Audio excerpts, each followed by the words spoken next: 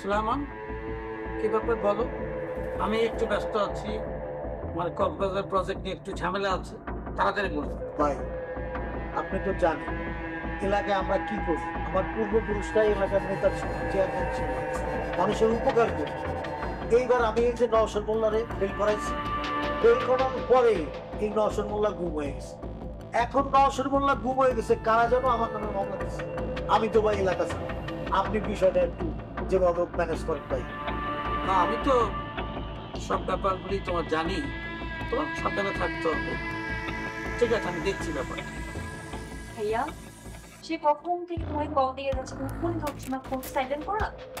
তুমি দেখছো আমি একটু মিটিং এ আছি, আর মিটিং এর সময় তো আমি সাধারণত ফোন সাইলেন্ট থাকি। বলো কি বলবে, বলো। কিসের তোমার জরুরি মিটিং? আর সেটা জানা কি খুব জরুরি? কেন এসছিস সেটা বল। ভাইয়া, আমার ইয়ার ফাইনালের এক্সাম, ফি লাগবে। ইতিপূর্বে তুই এই এক্সামের নাম করে অনেক টাকা নিয়েছিস, এবার আমি কলেজে গিয়ে নিজের হাতে টাকা দিয়ে আসবো। ভাইয়া, ড্রাইভারকে বলো আমাকে একটু কলেজে দিয়ে আসতে। তাছাড়া রাস্তায় যে ট্রাফিক, আমি তাছাড়া ক্লাস করতে পারবো না। নো নো, তুই একটা উবার কল করে চলে যা, আমার মিটিং আছে। ভাইয়া, ওনাকে না কেমন যেন চেনা চেনা লাগছে। হ্যাঁ, উনি এলাকার চেয়ারম্যান সুলেমান, আমার সাথে এসছে মিটিং করতে। জি, ইসলাম চেয়ারম্যান স্যার, ভালো আছেন? ওয়ালাইকুম আসসালাম, আমি ভালো আছি, তুমি ভালো আছো তো? জি, আলহামদুলিল্লাহ ভালো আছি। আপনার ছোট ভাই রাজু পণ্ডিত, মানে আমাদের একই কলেজে পড়ে,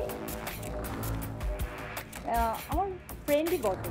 জাস্ট কিছুদিন হলো গ্রামে চলে গিয়েছে, এখন আবার জাস্ট ঢাকায় আসলো। নির্বাচনের সময়ও বাড়িতে গিয়েছিল, একটা গোপন বিষয়ে ঝামেলা করে বাড়ি থেকে চলে আসছে আমাকে না জানিয়ে। ওকে তো খুঁজে পাচ্ছি না। আচ্ছা, কি গোপন বিষয় আমাকে একটু বলবেন? হাসিম ভাইকে যখন আমার সাথে কথা হবে তাহলে একটু জাস্ট শেয়ার করা যেতে পারে। ওই যে আমার প্রতিপক্ষ যে ফেল করেছে চেয়ারম্যান নওশাদ মোল্লা, তার একটা পাগল মেয়ে আছে, তাকেও ভালোবাসত। হ্যাঁ, তো আমি এটা বাধা দেওয়াতে সে আমার পর ক্ষিপ্ত হয়ে আমার উপরে রাগ করে সে চলে আসছে বাড়ি থেকে। ও আচ্ছা, তাই নাকি? এই জন্যই তো উনি পড়াশোনা স্টপ করে আর কি জবের জন্য সার্চে আছে। আচ্ছা ঠিক আছে, তোমার সাথে যখন রাজুর যোগাযোগ আছে আমি টেনশন ফ্রি। আর আমার সাথে যে তোমার দেখা হয়েছে এটা কিন্তু বলার দরকার নেই। ভাইয়া, আমি তাহলে গেলাম। ওকে ওকে, বাই, টেক কেয়ার। বড় ভাই, আপনি আমার একটা বুদ্ধি দেন। আপনি তো জানেন এলাকায় আমাদের মান ইজ্জত কত, কিন্তু আমি আর এভাবে কয়দিন পালায় পালায় বেড়াবো। আপনি যে কোনো একটা ব্যবস্থা নেন ভাই। ওকে সুলেমান, সবই শুনলাম, তারপরও তুমি একটু সাবধানে থাকো। ডিবি তোমাকে খুঁজতেছে, ধরা পড়লে তো বোঝো যে একটা বড় কেলেঙ্কারি হয়ে যাবে। মার্ডার কেসের মামলা তো সহজে জামিন পাবো না। বড় ভাই, মেলা বিপদে পড়ি আপনার কাছে আইসি চেয়ারম্যান সাহেব, এখন আঙ্গুরে বাঁচানোর দায়িত্ব আপনার। তুহিন, বড়দের মধ্যে কথা বলতে নাই। মহাপণ্ডিত কি তুই না আমি? তোমার প্রতিপক্ষকে গুম করার পূর্বেই তোমার আমার অনুমতি নেওয়ার প্রয়োজন ছিল। আসলে আইনের উপর তো কারো হাত নেই। বড় ভাই শুনেন, নসর মোল্লারে কিন্তু আমরা গুম করি না, তারা নিশ্চয়ই এলাকার ভিতরে অন্য কেউ গুম করছে। আর এই গুমের মামলা এখন চেয়ারম্যান সাহেবের উপরে হালাইছে, আর সেই কেসে আমরা দুইজন এখন দূরের উপরে আছি। সেটা কোর্টে গিয়ে প্রমাণ করতে হবে যে তোমরা নির্দোষ। বড় ভাই, আমাকে বেকায়দায় ফেলানোর জন্য ওরা এইটা করছে, আমার নামে মামলা দিছে। তা আপনি একটু এসপি সাহেবকে বলে দিন, ওই আমজাদ মাতবার আমার ঘর বাড়ি সবকিছু দখল করে নিচ্ছে। অন্তত পক্ষে আমার ঘর বাড়িটা যেন রক্ষা হয়, আপনি একটু এসপিকে বলে দেন। বড় ভাই, বাইক তো নাই, এই ঢাকা শহরের সুরঙ্গের ভিতরে হলাই পটলের খানা খাইতে খাইতে ফ্যাটের ভিতরে আমস হয়ে গেছে। এখন আঙ্গু দুইজনরে একটু টাকা পয়সা দিয়ে হেল্প করেন, বিশ্বাস করেন পরে আঙ্গুর হাতে টিয়া হয়েছে হইলে আপনারা দিয়ে দেবো।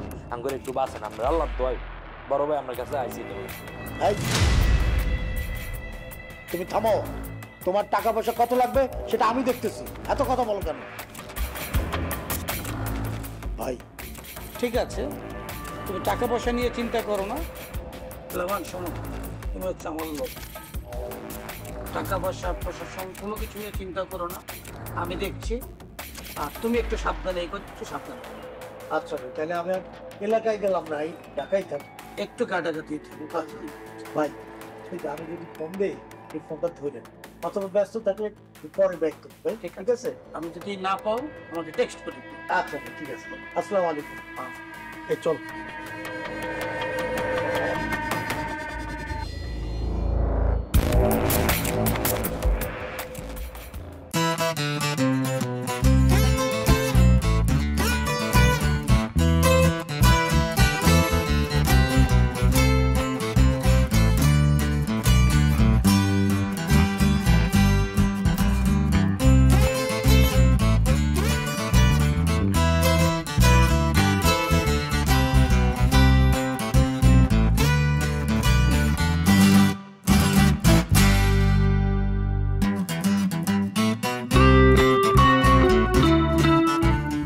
ভাই কাউকে খুঁজছেন?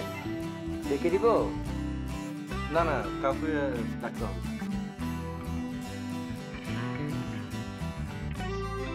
ভাই আপনি আপনার কাজ করুন, চলে আসবেন। আচ্ছা ঠিক আছে, ঠিক আছে।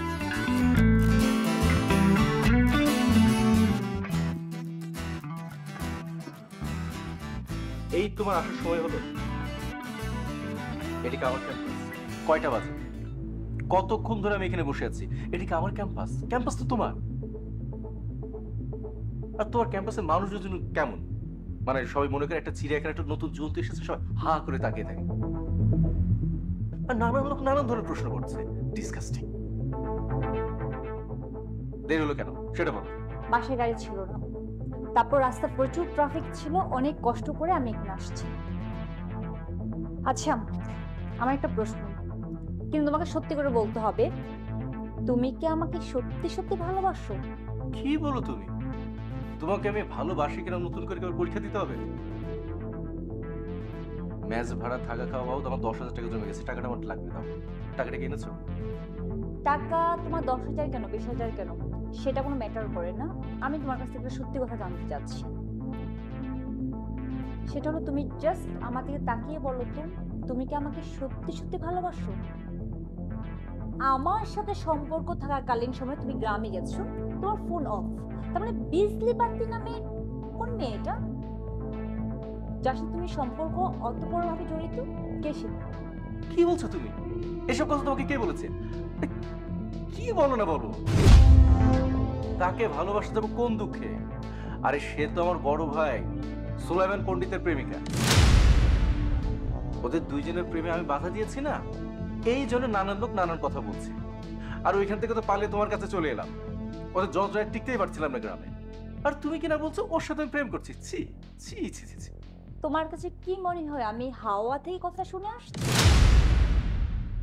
আমি কথাটা জেনে শুনে বলছি। দেখো সুরভি, এটা কিন্তু ঠিক না। আমি একটা জিনিস লক্ষ্য করেছি, যখনই আমার টাকার প্রয়োজন হয় ঠিক সেই মোমেন্টে তুমি যেন কি একটা ক্রাইসিস তৈরি করে দাও, যোগাযোগ বন্ধ করে দাও, এগুলো কিন্তু ঠিক না। মানুষের বিপদে পাশে এসে দাঁড়াতে হয়, সেটা তো প্রকৃত ভালোবাসা, সেখানে প্রকৃত বন্ধুত্ব পরিচয়। তুমি আমার কাছ থেকে টাকা নিয়ে ওই গ্রামের বিজলি বাতির সাথে তুমি ডেটিং করবা,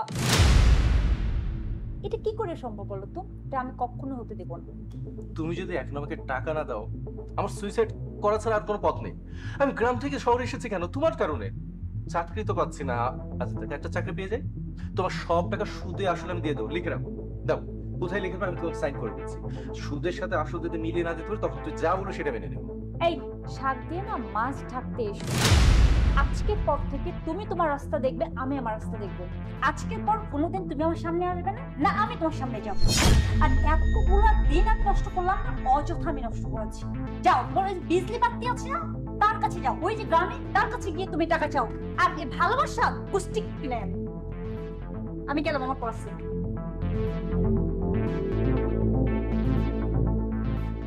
তাই তো বলি, বিজলি বাতির খবর সুরভি থেকে পেল? ঘরের শত্রু বিভীষণ ভাই হয়ে ভাইয়ের এত বড় ক্ষতি করতে পারলো?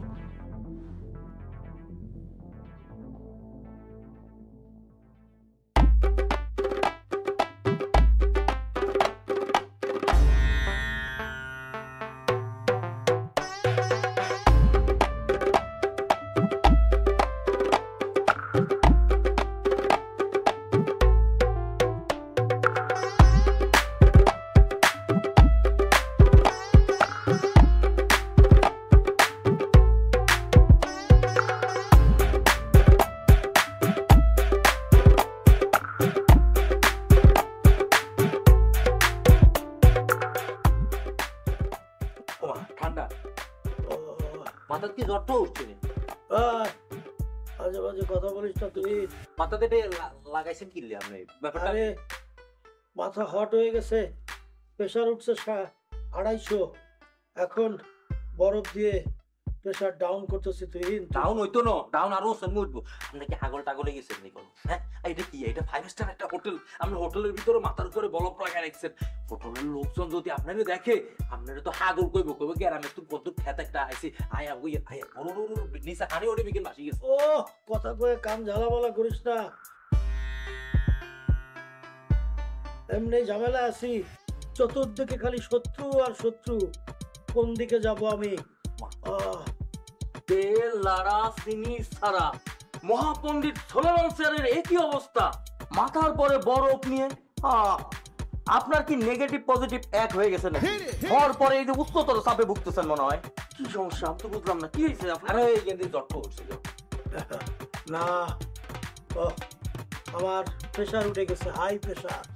নানান চিন্তায় দুশ্চিন্তায়, তাই একটু বরফ দিয়ে মাথাকে ঠান্ডা করতেছে। আচ্ছা আচ্ছা আচ্ছা, ঠিক। এই কি কে জুনজুনি? একে আপনি তো সিনেমাই দেখেন না, উনি হলো আপকামিং নায়িকা, আমার খুব কাছের ছাত্রী বিন্দিয়া সাক্কাস।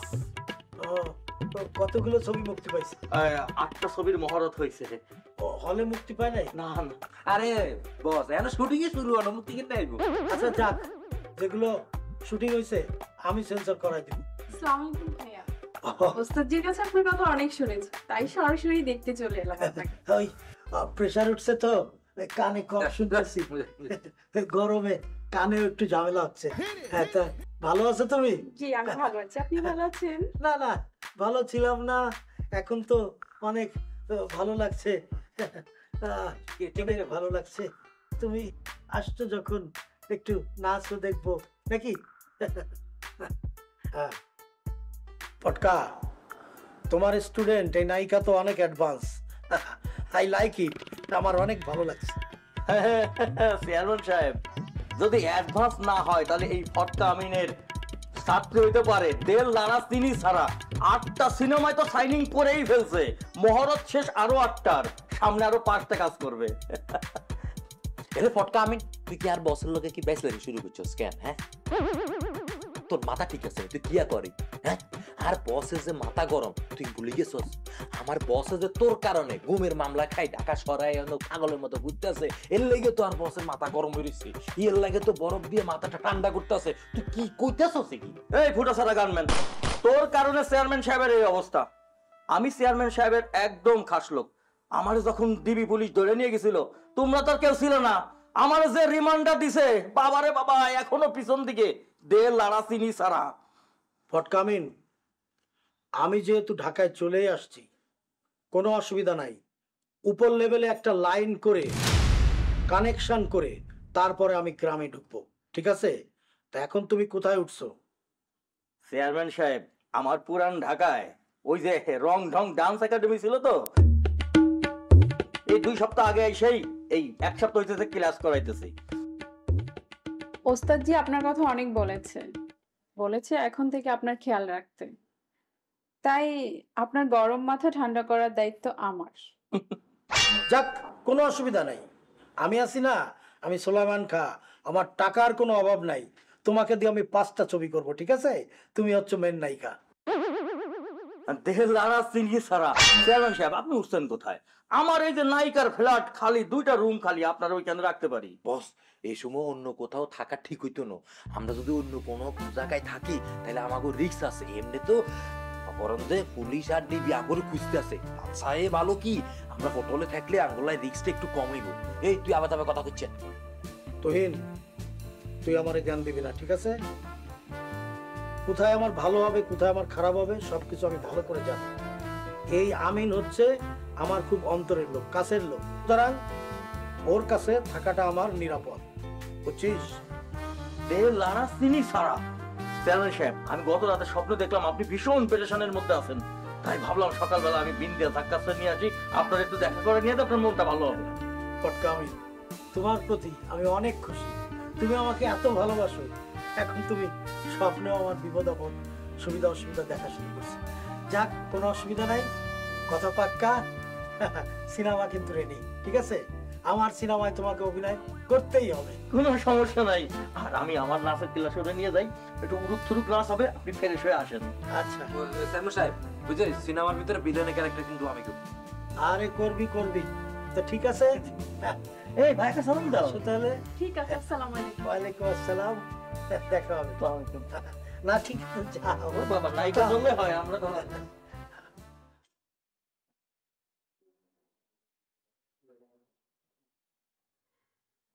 হ্যাঁ এই তো দেল লারাস্তিনি ছাড়া তোমাদের মতো উঠতি নায়িকার তো এই সমস্যা।